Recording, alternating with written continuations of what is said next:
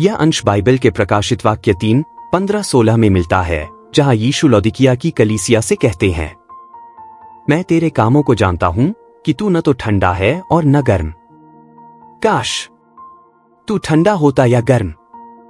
इसलिए क्योंकि तू गुनगुना है और न तो ठंडा है और न गर्म, मैं तुझे अपने मुंह से उगलने को हूं। यहां इसका एक सरल और उदाहरण सहित व्याख्या दी गई है। यीशु जल की उपमा का उपयोग करके लोगों के आध्यात्मिक दृष्टिकोण के बारे में बात कर रहे हैं।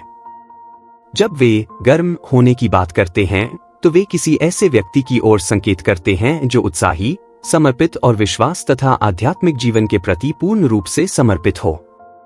उदाहरण के तौर पर एक ऐसा व्यक्ति जो दूसरों की मदद करता है, अच्छे कार्यों में संलग्न होता है और ईश्वर की सक्रिय रूप से खोज करता है। जब वे ठंडा होने की बात करते हैं तो इसका मतलब है कि वह व्यक्ति विश्वास या आध्यात्मिक जीवन में शामिल नहीं है, लेकिन कम से कम वह अपनी स्थिति के बारे में स्पष्ट है। उदाहरण के लिए, कोई ऐसा व्यक्ति जो ईश्वर पर विश्वास नहीं करता और इस अविश्वास के साथ ईमानदारी से जीता है।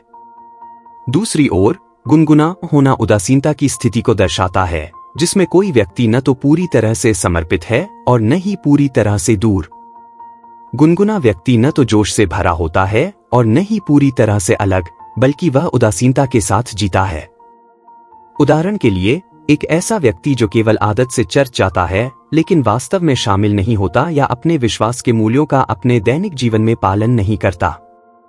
इस व्यवहार की आलोचना इसलिए की जाती है क्योंकि यह ईमानदारी और प्रतिबद्धता की कमी को दर्शाता है।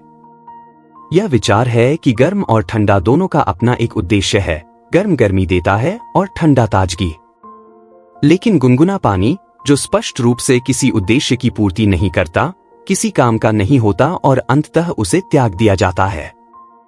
इसलिए यीशु लोगों से कह रहे हैं कि वे स्पष्ट और ईमानदार रुख अपनाएं, बजाय इसके कि वे उदासीनता में जीते रहें।